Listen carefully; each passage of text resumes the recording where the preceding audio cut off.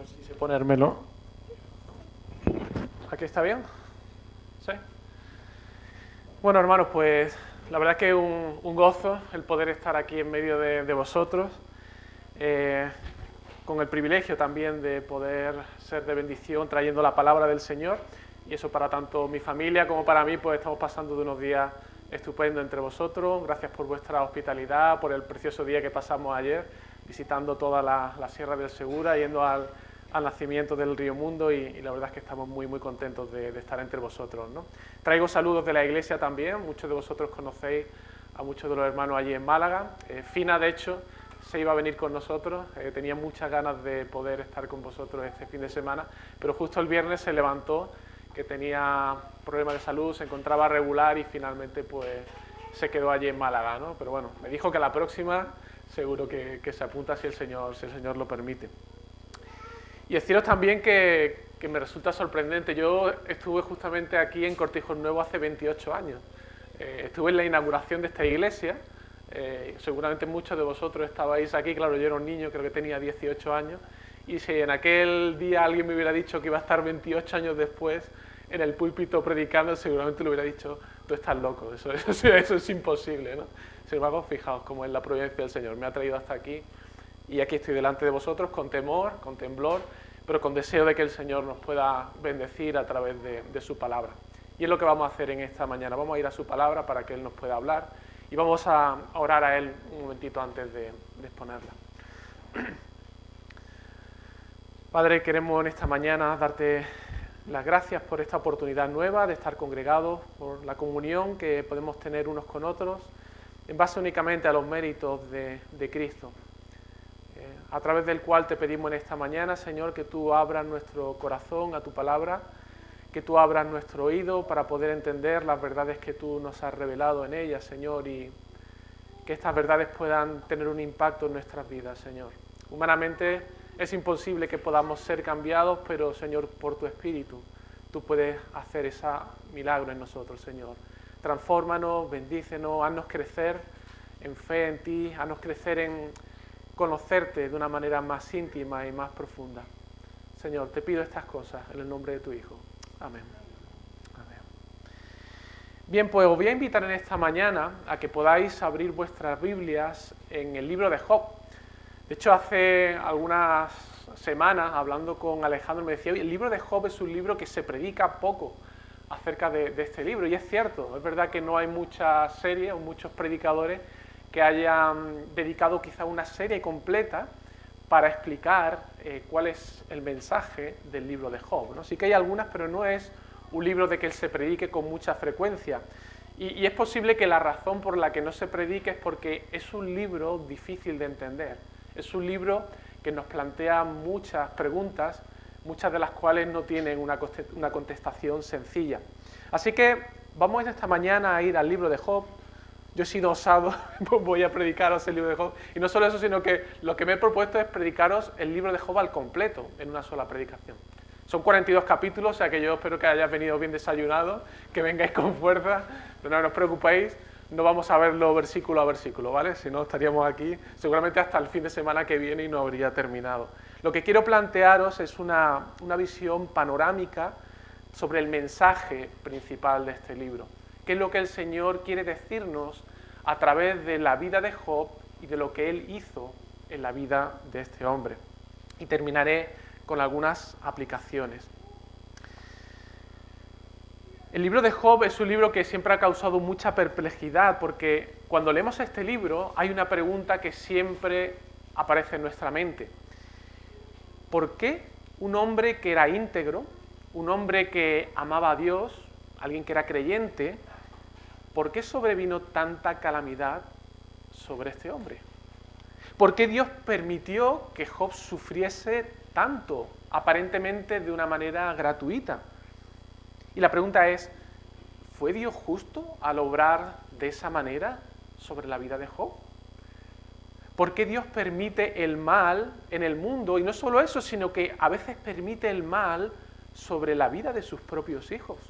¿No es casi algo paradójico?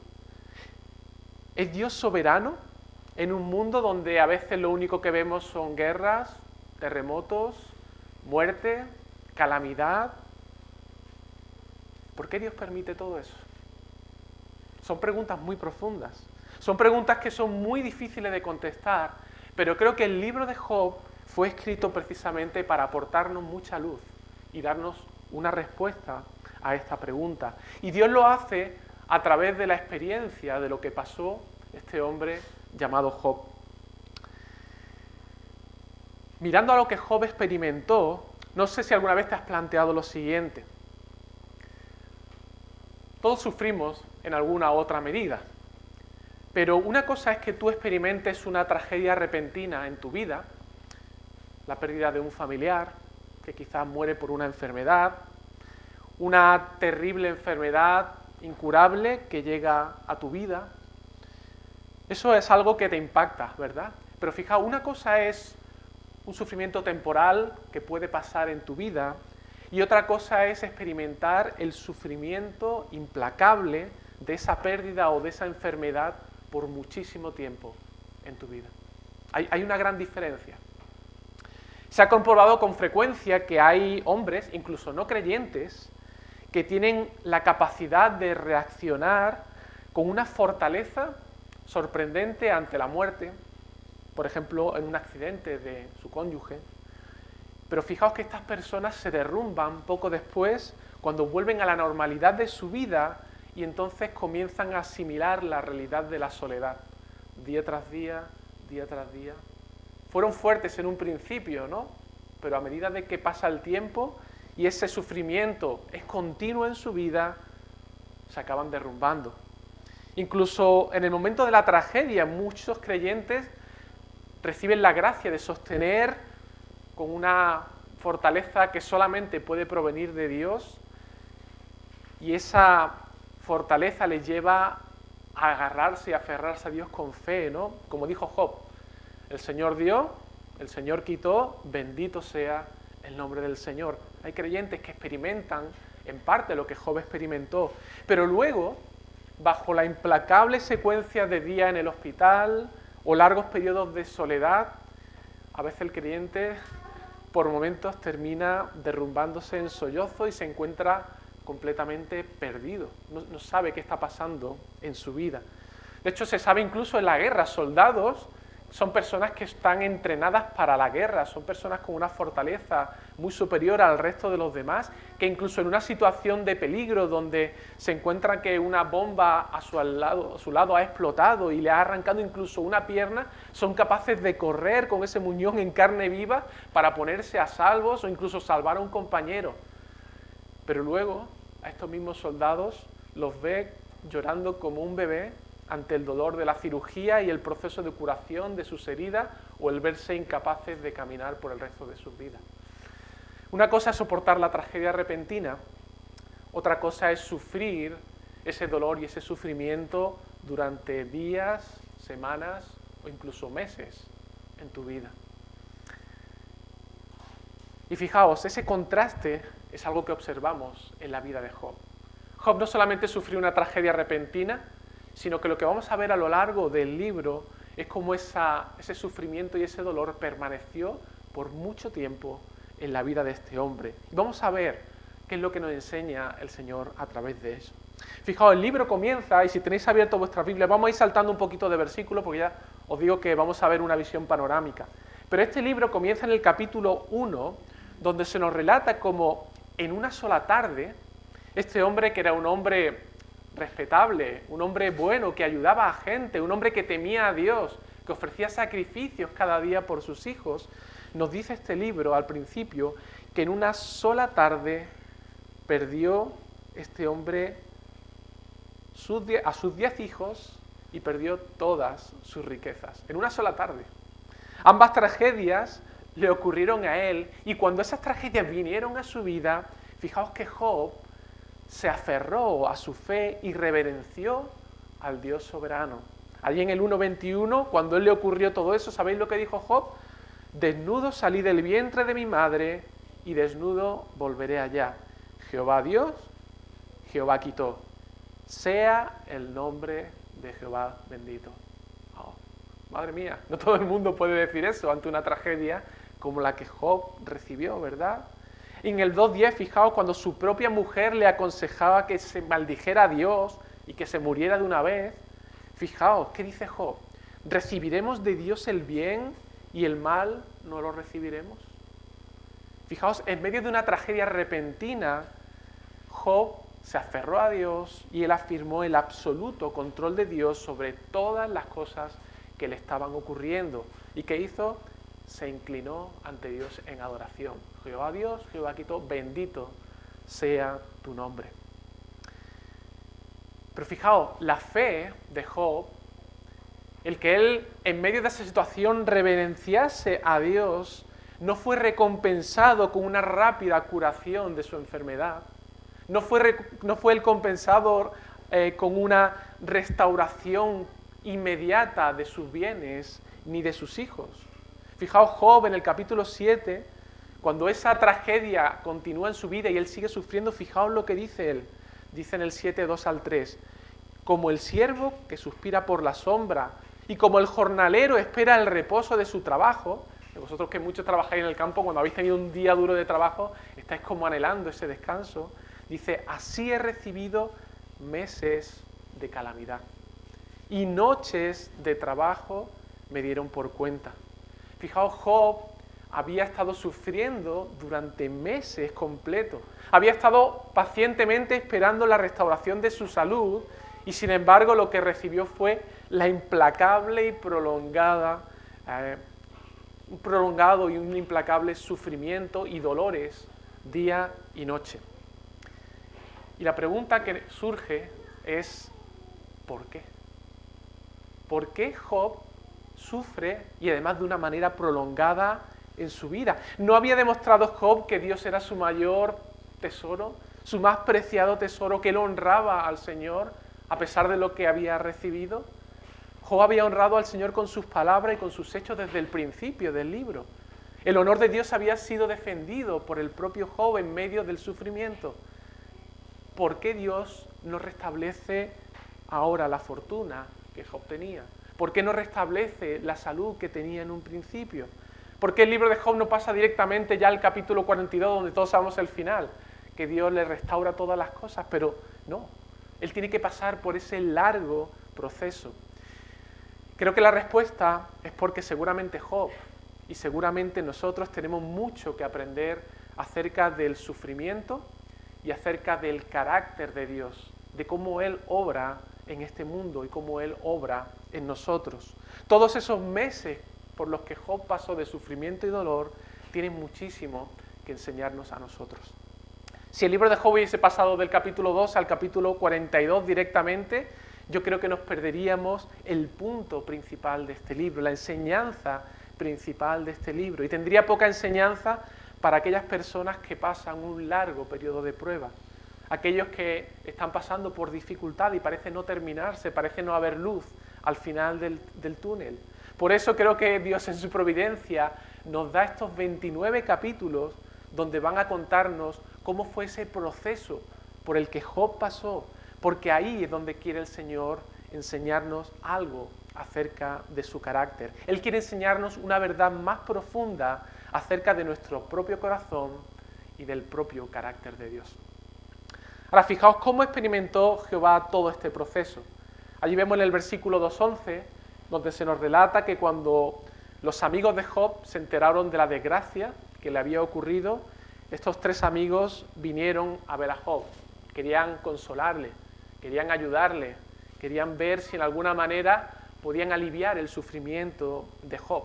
Y allí vemos a Elifaz temanita, a Bildad el suita y a Zofar el naamita, que se pusieron de acuerdo para venir a visitar a Job. Y nos dice el libro que cuando se acercaron a la casa de Job y Job sale a recibir a estos hombres y estos tres amigos vieron a Job, ¿sabéis lo que hicieron?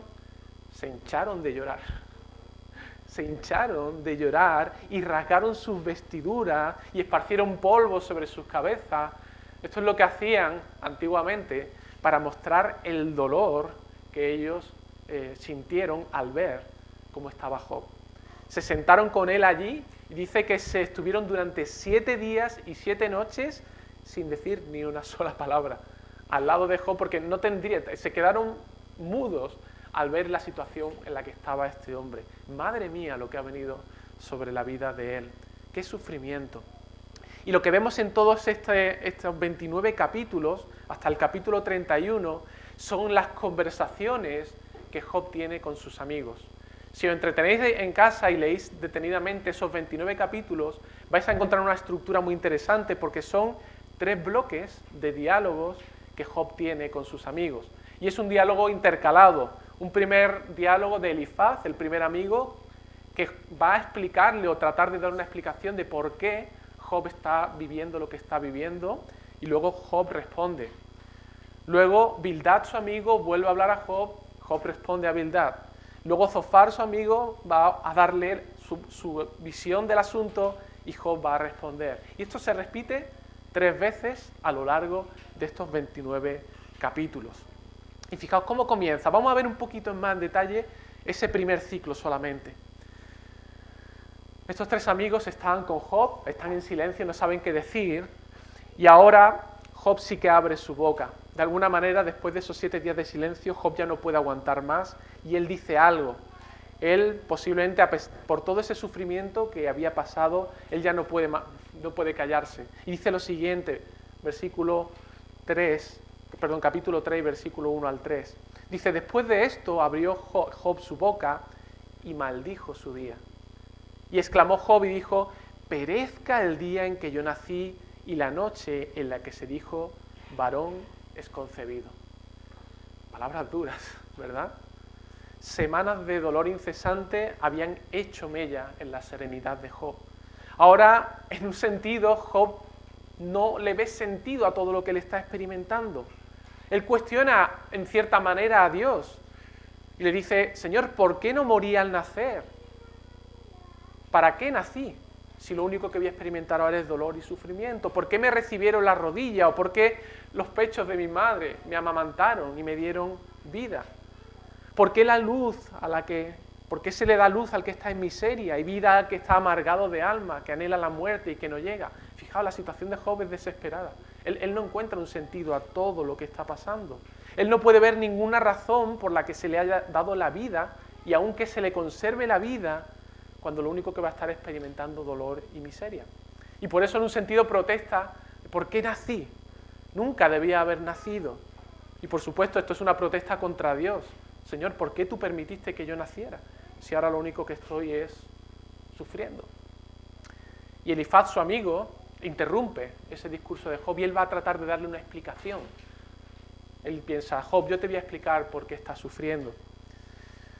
Y Elifaz, en los capítulos 4 y 5, él comienza a expresar lo que hay en su corazón, lo que hay en su mente, y de esa forma marca también la misma manera de pensar de sus 3 amigos, de Bildad y de Zofar. Estos 3 amigos tienen una manera de pensar y ellos creen tener una explicación a por qué Job está sufriendo. Y estas conversaciones van a poner de manifiesto ese pensamiento, esa respuesta que ellos creen tener acerca de por qué Job está sufriendo.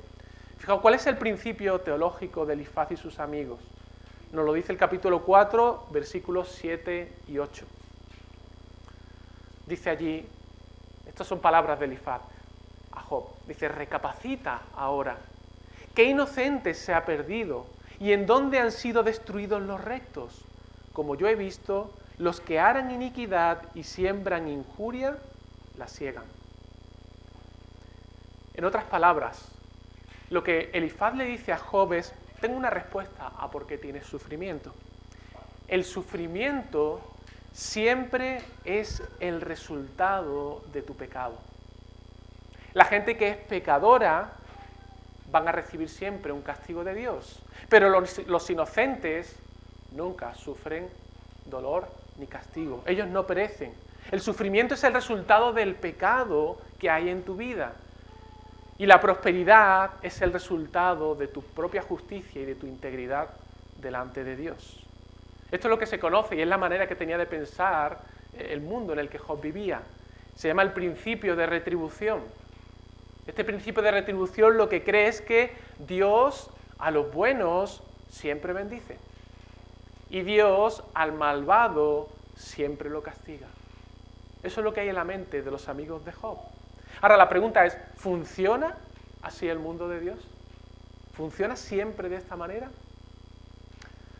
Es curioso que Elifaz luego un poco más adelante tiene cuidado de señalar que también hay una manera o un sufrimiento que puede provenir de Dios, pero puede ser también en un sentido amoroso.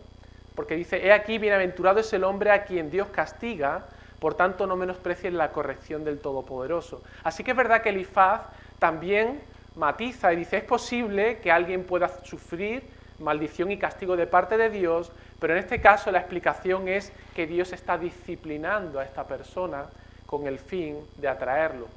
Pero siempre la causa principal es porque ha habido pecado en la vida. Nosotros como creyentes el Señor nos disciplina, puede que nos envíe un castigo, pero el propósito final es la restauración, ¿verdad? Pero fijaos, ¿es correcta esta manera de pensar?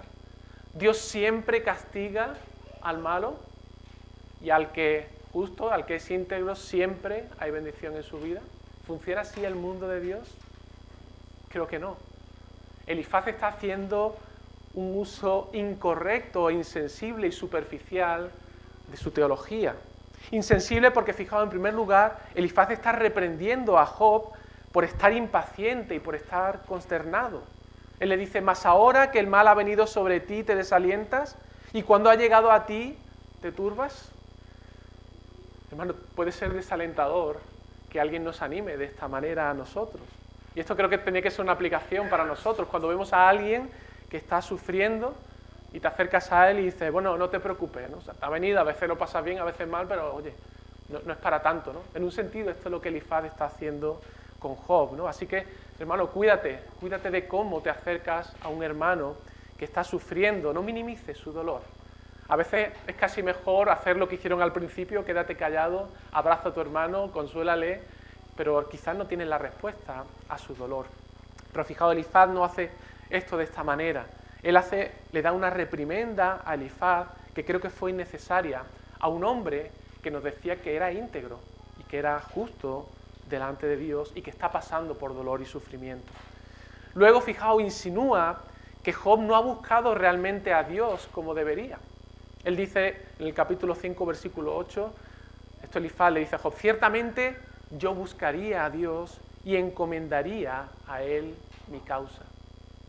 Él da a entender un poco más adelante que Job podría ser librado de ese dolor si simplemente él se volviese a Dios y encomendase su camino a Dios. Su amigo dice, porque Dios es quien hace la llaga y Él la vendará, Él hiere y sus manos curas. En 6 tribulaciones te librará y en la 7ª no te tocará el mal. Hermano, esto es una interpretación superficial, una aplicación superficial de la teología que Elifaz conoce. Es demasiado simple decir, mira, encomiéndate al Señor y Él te restaurará. Elifaz cree en un sentido, fijaos, en ese falso evangelio de la prosperidad. Si eres bueno, si tú crees, si tienes fe, entonces en tu vida todo siempre va a irte bien. No habrá enfermedad, vas a tener salud, vas a tener un trabajo, todo te va a ir bien. Eso es lo que predica el falso evangelio de la prosperidad. Dios a los buenos siempre premia y a los malos siempre castiga. Ahora Job, ante este planteamiento que Elifaz le hace, él dice, mira, Elifaz, esto no funciona así. Job argumenta que esa manera de pensar es demasiado simple, porque en realidad esa teología de Elifaz no responde a su realidad. ¿Dios siempre prospera a los buenos y trae calamidad sobre los malos? Eso no es así. ¿Qué nos dice, por ejemplo, David en el Salmo 73? ¿Recordáis este salmo? Dice este salmista, en cuanto a mí casi se deslizaron mis pies, por poco resbalaron mis pasos porque tuve envidia de los arrogantes, viendo la prosperidad de los impíos. Hermanos, hay a veces que los impíos les va muy bien. Ellos prosperan. ¿Qué pasa aquí? Algo no me encaja en esto. Dice, porque no tienen congojas por su muerte, pues su vigor es tan entero. No tienen problemas de salud muchos impíos. No pasan trabajos como los otros mortales. Y muchos creyentes están con pesados trabajos. Ni son azotados como los demás hombres. Hermano, al impío no siempre le va mal, a veces le va muy bien. La lógica de Elifaz no responde a, por ejemplo, por qué algunos hombres que son temerosos de Dios sufren de manera extraordinaria, aunque no hayan pecado de una manera extraordinaria. Al contrario, muchos hombres piadosos vemos que han pasado grandes penalidades en su vida. Job, uno de ellos, pero hay tantos otros. La teología de Elifaz tampoco da respuesta a por qué algunos prosperan de manera extraordinaria, aunque sean grandes pecadores e impíos, que no tienen para nada en cuenta a Dios en sus vidas. Así que Job examina todo esto a la luz de lo que su amigo le ha dicho y presenta su propio caso ante Elifaz para mostrar a su amigo que lo que él está diciendo, su teología, no funciona en su caso particular. Elifaz, esto no es así. Él le dice en el 6:10, yo no he negado las palabras del santo. Y luego le dice más adelante, enséñame, Elifaz, y yo callaré. Hazme entender en qué he errado. Le está pidiendo a su amigo, dame pruebas de que yo realmente he pecado contra Dios y por eso me ha venido todo este mal a mi vida. Job está defendiendo en ese sentido su integridad. Hay algo que no encaja en la teología de sus amigos. Ahora viene el segundo, Bildad. Y Bildad va en la misma línea que su primer amigo. En el capítulo 8, lo que pasa es que ahora vemos que Bildad es mucho más duro, que Elifaz es mucho más directo con Job. Insiste enérgicamente en ese principio de justicia de Elifaz, incluso para los hijos de Job. Fijaos qué duras las palabras. Capítulo 8, versículos 3 al 4. Dice Bildad, ¿acaso torcerá Dios el derecho o pervertirá el Todopoderoso la justicia? Si tus hijos pecaron contra Él, Él los echó en el lugar de su pecado. Uf, qué palabras más fuertes. Job sigue perplejo y dolorido por haber perdido a sus 10 hijos en una sola tarde, y ahora Bildad cree saber la razón por la que sus hijos han muerto, y es porque seguramente eran pecadores, habían hecho algo malo. Si Dios ha traído ese mal sobre ellos, porque algo habrían hecho. Eso es lo que le está diciendo Bildad. Y lo mismo aplica para el caso de Job. El problema debe ser, Job, es que tú no eres tan puro como dices. Tú que dices que eres íntegro, tú que dices que no has hecho nada, pero sin embargo, todo eso que ha venido en tu vida tiene que ser consecuencia de un pecado o de muchos pecados que hay en tu vida. Capítulo 8, versículos 6 al 7 le dice, si fueres limpio y recto, ciertamente luego se despertará por ti y hará próspera la morada de tu justicia. En otras palabras, has pecado. Si no hubieses pecado, Dios no hubiera traído mal sobre tu vida. Y Job sigue razonando ante la insistencia de este segundo amigo y dice, mira, una cosa resta que yo diga, al perfecto y al impío Él los consume. Hay a veces donde hay males que vienen a nuestra vida, decretados por Dios, ordenados por Él sobre sus hijos. Job tiene claro que Él ha sido íntegro delante de Dios, pero todas esas desgracias que han venido y que Dios ha permitido en su vida han sido permitidas por la mano de Dios, el cual es soberano en todo lo que acontece. Así que eso le lleva a la conclusión y dice en el capítulo 8, versículo 23, si azote mata de repente, se ríe del sufrimiento de los inocentes. La tierra es entregada en manos de los impíos y Él cubre el rostro de sus jueces. Si no es Él, ¿quién es? ¿Dónde está?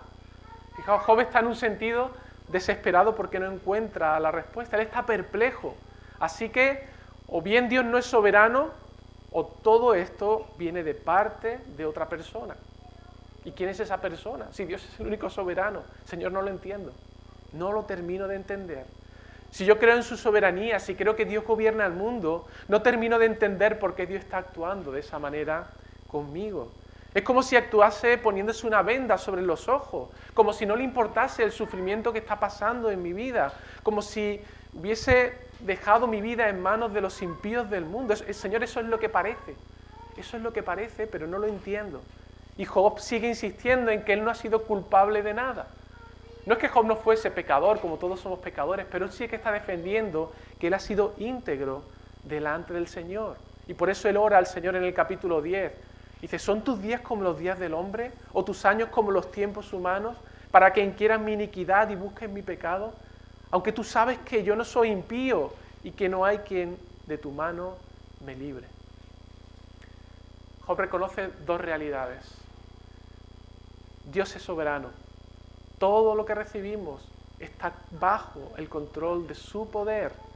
Y sin embargo, a la vez, Job, siendo un hombre íntegro, ha recibido de parte de Dios calamidades y sufrimiento. ¿Cómo conectamos estas dos verdades? ¿Cómo se pueden compaginar? ¿Qué es lo que está fallando aquí? Y el tercer amigo, Zofar, va en la misma línea de sus amigos, pero esta vez le reprende con aún más dureza. Estos amigos, no sé si terminaron siendo amigos de Job finalmente o no, pero ellos, fijaos con qué dureza le atacan. Y le vuelvo a decir allí en el capítulo 11, reprenden a Job porque ellos están diciendo, Job, tú nos estás mintiendo, tú te estás diciendo que eres inocente, que eres íntegro, pero tú nos estás engañando. Y fijaos las palabras de él, capítulo 11, versículos 14 y 15. Dice este Zofar, si alguna iniquidad hubiere en tu mano y la echares de ti, y no consintieres que more en tu casa la injusticia, entonces levantarás tu rostro limpio de mancha y serás fuerte y nada temerás. Así que fijaos, según los amigos de Job, Job está sufriendo porque se niega a apartarse de su pecado y de su iniquidad. Y Job ya responde de manera sarcástica, mira, no sé cómo tengo que decirlo, no doy crédito a la respuesta que me estáis dando. Y en los capítulos 12 al 14 él ya responde con sarcasmo, ¿no? Dice, vuestras máximas son proverbios de ceniza. Todos vosotros sois médicos inútiles, habéis venido a consolarme y lo que me estáis trayendo es más dolor, porque no me estáis dando una respuesta a lo que yo estoy experimentando. Todos vosotros sois como médicos inútiles. Y ya Job lo único que puede hacer es discutir su caso con Dios. Clama a Dios, Señor, yo sé que tú eres justo, tú eres soberano, sé que todo está en tu mano y que todo esto que he recibido viene de parte tuya, pero no entiendo lo que está pasando. Y allí en el 13:3 dice, quiero hablar con el Todopoderoso y deseo discutir mi caso con Dios.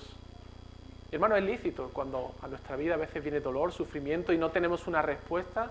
Es lícito acudir al Señor, Señor, necesito una explicación, ¿qué está pasando en mi vida? ¿Qué estás haciendo? Los siguientes ciclos de conversación son parecidos, no vamos a entrar en ellos, ¿no? Yo creo que esto es suficiente para dar una idea de lo que aquí estamos viendo. Pero fijaos, en el último discurso de Elifaz, ya en ese tercer ciclo, en el capítulo 22:5, el antiguo amigo amable de Job le ataca ya con una brutalidad sorprendente. Y fijaos lo que le dice. Dice, por cierto, tu malicia es grande y tus maldades no tienen fin, porque sacaste prenda a tus hermanos sin causa y despojaste de sus ropas a los desnudos. No diste de beber agua al cansado y detuviste el pan al hambriento. A las viudas enviaste vacías y los brazos de los huérfanos fueron quebrados. Hermano, ¿Job había hecho esto? Para nada. Él había sido un hombre íntegro.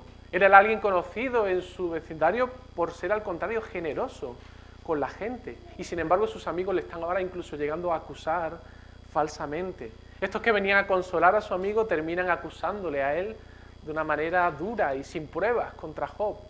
Y ante la falta de pruebas, de no reconocer lo incorrecto de su teología para dar respuesta a la vida de Job, ahora están pasando ya un ataque personal contra él. Y al final de esas conversaciones vemos que sus amigos se quedan sin respuesta. No han podido probar que realmente ese sufrimiento que ha venido a la vida de Job sea por causa de su pecado y no tienen ninguna otra respuesta que darle a Job. Así que lo que ocurre es silencio. No tienen una respuesta para él. Job cree en el poder soberano de Dios. Él dice, aquí todas las cosas son los bordes de sus caminos, y cuán leve es el susurro que hemos oído de él, pero el trueno de su poder, ¿quién lo puede comprender? Job está declarando, Dios es Dios soberano. Él hace todo lo que le place a este mundo, todo lo que ocurre en el mundo viene de su mano. Y a la vez afirma su propia integridad. Dios ha permitido sufrimiento en mi vida, a pesar de yo haber sido íntegro con él. Él dice, mi justicia tengo asida y no la cederé. No me reprochará mi corazón en todos mis días. Así que, ¿cómo encajamos estas dos realidades? Ese es el tema principal del libro de Job. ¿Cómo Dios puede ser soberano y a la vez Dios puede permitir el dolor y el sufrimiento aún en los hijos suyos? ¿Cómo mezclamos estas dos cosas? Pues esto es lo que quiero que veamos para terminar. Tres cosas, tres enseñanzas claves que nos da este libro de Job. La primera enseñanza, hermano, ten cuidado de hacer declaraciones con una aplicación incorrecta. Las declaraciones teológicas verdaderas a veces pueden ser aplicadas de manera incorrecta y erramos. Si se toman por separado, muchas de las afirmaciones de los amigos de Job parecen buena teología. De hecho, muchas de sus palabras son referencias a proverbios, pero ellos lo están aplicando de una manera simplista y de una manera incorrecta, porque en un sentido toman principios generales que sí que encontramos en la Escritura y hacen de ellos una ley, como si Dios siempre tuviera que obrar de esa manera en el mundo. De hecho, mirad, en Proverbios 26:9 dice: espinas hincadas en mano del embriagado, tal es el proverbio en la boca de los necios. ¿Sabéis lo que es un borracho, no? No sabe dónde está. Pues imaginaos un borracho con pinchos en las manos, el destrozo que puede provocar en su propio cuerpo o en el de los demás, ¿verdad? Pues esta imagen es la que usa aquí en Proverbios para hablarnos de aquel que toma principios de la Escritura de manera superficial y los aplica de manera incorrecta. Puede ser muy, muy dañino para tu hermano. Es importante tener una buena teología, tenemos que conocer las Escrituras, pero tenemos que estar advertidos que puede resultar falsa según la manera en que tú la aplicas, si lo haces de una manera superficial. Incluso puede ser destructiva para otros hermanos en la iglesia. Así que bebe profundamente de la fuente de la verdad de Dios, pero hermano, aplícala con sabiduría. Debemos entenderla correctamente. No seas superficial en tu entendimiento de la palabra y sobre todo aplícala con amor y sensibilidad hacia tu hermano. No actúes como los amigos de Job, que al final le dañaron. Segundo principio que entendemos y que aprendemos de este libro de Job: el sufrimiento y la prosperidad no se distribuyen en el mundo de una manera proporcional al mal o al bien que hace una persona. El mundo de Dios no funciona de esa manera. Job tiene razón cuando él dice que los malvados son perdonados en el día de la calamidad, pero que al hombre justo e irreprochable es el hazme reír. A veces, en este mundo imperfecto, lleno de pecado y de maldad, eso lo vemos, esa aparente contradicción, ese principio de retribución de Dios siempre a los buenos los premia y a los malos Él siempre castiga, no funciona en este mundo de maldad y de pecado. Así que también debemos tener sensibilidad y no juzgar a la gente como hicieron los amigos de Job, ¿no? Ha venido una enfermedad a tu vida, es un castigo de Dios que ha traído porque no viniste al culto la semana pasada. O porque realmente hay un pecado oculto en tu vida que no has confesado. A veces puede que sí sea la causa y la razón, pero a veces no tiene por qué ser la causa y la razón. Y a veces vemos a impíos que no temen a Dios, que nunca vienen a la iglesia, que no leen su palabra, y los vemos prosperar en sus negocios, en su vida, tienen hijos sanos, y los vemos que parecen que todo les va bien. El mundo de Dios no funciona de esa manera, aunque a veces no lo entendamos, y esto creo que es la enseñanza principal del libro de Job. Aunque a veces no lo entendamos, sin embargo, Dios es justo y gobierna todos los asuntos de los hombres, y Él ordena todo lo que acontece en el mundo, desde lo más grande a lo más pequeño. Dios es justo, Dios es soberano, aunque a veces vemos cosas que no podemos entender que puedan provenir de un Dios justo y soberano. Todos creemos que Dios es justo, ¿verdad? Todos sabemos que Dios es soberano. ¿Tú crees que Dios es soberano en todos los aspectos de tu vida? ¿En el gobierno de este mundo? ¿Lo crees? ¿Por qué ha ocurrido un terremoto en Turquía y en Siria, donde han muerto cientos, si no miles de personas? ¿Sigue siendo Dios soberano en medio de esa tragedia? ¿Por qué Dios permitió tanto sufrimiento en la vida de Job? ¿Por qué Dios permite sufrimiento en tu vida? Fijaos, el libro de Job, y esto es muy interesante, no nos da la razón exacta de por qué Job pasó todo eso. Y creo que lo hace a propósito porque quiere llevarnos al punto principal, la enseñanza de este libro. Y es que Dios no gobierna el mundo conforme a un principio de retribución, a los buenos premios y a los malos castiga, sino que Dios obra en este mundo conforme a un principio de sabiduría. ¿Entendéis? Dios no obra siempre conforme a un principio de justicia, aunque Él es justo, Pero en un mundo caído donde hay mal, Él gobierna conforme a un principio de sabiduría, de su sabiduría. Una sabiduría que nosotros no alcanzamos muchas veces a entender. Hermanos, vivimos en un mundo caído, en un mundo que es terriblemente complejo de gobernar. Y Dios está llevando a cabo sus propósitos en medio de este mundo, un propósito de redención de este mundo en un mundo así de complejo. Y a veces podemos tener la tentación de cuestionar el proceder de Dios en el mundo. ¿Por qué Dios hace esto? ¿Por qué permite lo otro? ¿Por qué hay mal en el mundo? ¿No sería más fácil que acabase ya con todo? Y hermano, esa manera de pensar, en un sentido, lo que estamos diciéndole a Dios es, mira Dios, yo si gobernase este mundo lo podría hacer mejor que tú.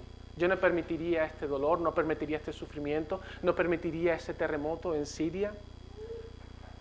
Hermanos, Dios es infinitamente sabio en todo lo que hace.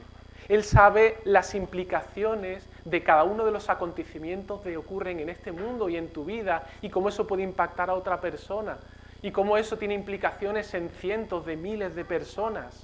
Él tiene el control absolutamente de cada detalle, de todo lo que acontece, aun el del terremoto que hemos visto en estos días, que parece terrible, pero quizás Dios esté usando este terremoto como una advertencia acerca de la fragilidad de la vida.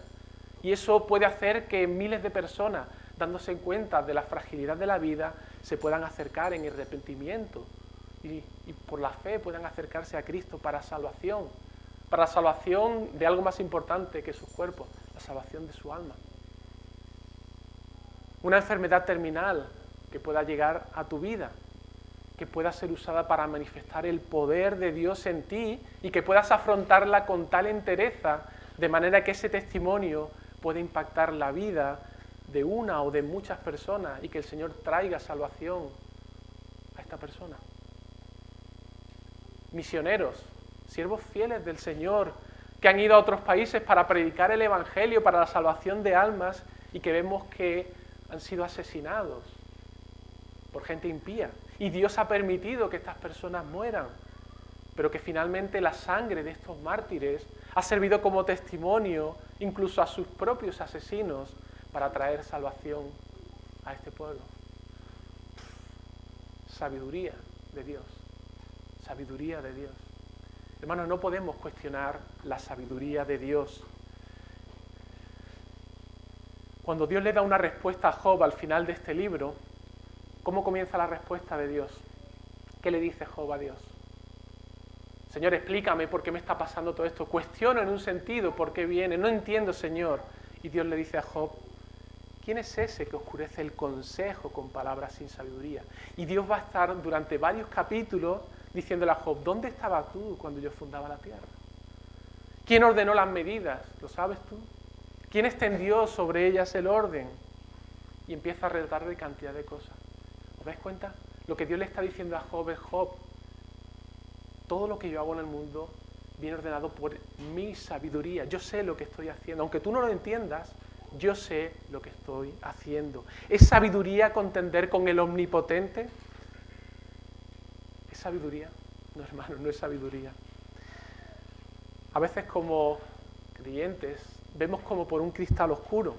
Incluso desde nuestra perspectiva como creyentes en el Nuevo Testamento, vemos como por un cristal oscuro. Pero la fe siempre afirma que por muy caóticas que sean las circunstancias, por muy sin sentido tenga lo que estamos viendo en el mundo, la realidad es que nuestro Dios es un Dios infinitamente sabio y está gobernando con esa infinita sabiduría sobre el mundo. Job finalmente tiene que reconocer esto y dice en el capítulo 42, yo conozco que tú todo lo puedes y que no hay pensamiento que se esconda de ti. ¿Quién es el que oscurece el consejo sin entendimiento? Por tanto, yo hablaba lo que no entendía, cosas demasiado maravillosas para mí que yo no comprendía. Oye, te ruego y hablaré, yo te preguntaré y tú me enseñarás. De oídas te había oído, dice Job, mas ahora mis ojos te ven. Por tanto, me aborrezco y me arrepiento en polvo y ceniza. Job finalmente tiene que reconocer, no sé, Señor, por qué estás haciendo esto en mi vida, pero reconozco que tú eres sabio, omnipotente y que aunque esto me parece una locura, confío en que tú estás haciendo conforme a tu sabiduría. Ahora, hermanos, esto que vemos en la vida de Job, que nosotros no terminamos de entender, que este libro de Job no nos da una explicación, me hacía pensar, ¿sabéis cuál es el culmen del acto de Dios? Un acto que es aparentemente injusto, pero que en realidad esconde toda su justicia, todo su poder y toda su sabiduría. Mira la cruz de Cristo. Mira la cruz de Cristo. Job fue un hombre íntegro que sufrió calamidades sobre su vida y vemos que al final de su vida, después de mucho tiempo, Dios le restauró todas las cosas mucho mayor de lo que tenía antes. Pero piensa en esto. Piensa en Jesús clavado en aquella cruz. Dios hecho hombre, un hombre perfecto, íntegro, que cumplió toda la ley de Dios de manera perfecta. Dios hecho hombre que no merecía ningún castigo de parte de Dios. Cuando Él fue bautizado, una voz del cielo se escuchó y dice, este es mi Hijo amado en quien tengo toda mi complacencia. Alguien a quien Dios amaba de manera plena. Y sin embargo, lo vemos clavado en la cruz, soportando sobre sí mismo, no la pérdida de sus hijos o de su hogar. Vemos toda la ira de Dios derramada sobre Él en la cruz. ¿Era justo eso? ¿Se merecía el Señor eso? No. Pero hermanos, para que tú y yo, y una multitud incontable de personas como lo describe Apocalipsis, podamos disfrutar de paz, de perdón y de una eternidad de gozo en Él, Dios tuvo que actuar conforme a un principio de sabiduría y no darle a su Hijo conforme a la justicia, lo que Él merecía, que era la aprobación del Padre, sino que tuvo que derramar sobre Él lo que a nosotros nos parece algo injusto, que un hombre justo reciba el castigo de Dios para que nosotros, que éramos injustos, podamos recibir paz y perdón delante de Él.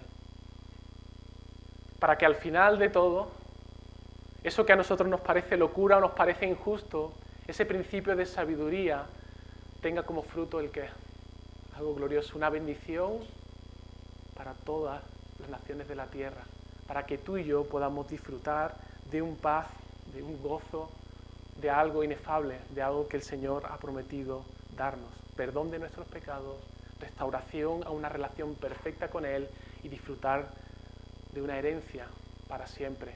Una bendición mucho mayor que la que recibió Job cuando él fue restaurado, ¿verdad? Sabiduría de Dios, poder de Dios. ¿Hay algo más paradójico que la cruz? ¿Hay algo más paradójico? Fijaos lo que dice el apóstol Pablo, hablando acerca de la cruz de Cristo. Dice, pero nosotros predicamos a Cristo crucificado. Para los judíos ciertamente tropezadero y para los gentiles locura. No podemos entender la cruz humanamente, cómo Cristo recibió lo que recibió. Sin embargo, vemos el verdadero significado de esa cruz. Dice, más para los llamados, así judíos como griegos, para todos nosotros que hemos creído en Él, Cristo es poder de Dios y sabiduría de Dios. Él es poder de Dios y sabiduría de Dios. Hermano, ¿hay algo más grande que esto? Job fue un hombre íntegro, al que Dios castigó, envió todo ese sufrimiento y que tuvo al final una restauración de las cosas. Pero en Cristo vemos algo muchísimo mayor. Cristo es perfecto, el Hijo de Dios, entregado en aquella cruz donde sufrió el castigo del Padre para que tú y yo podamos tener vida. Él es glorioso, Él es sabiduría de Dios. Vamos a orar.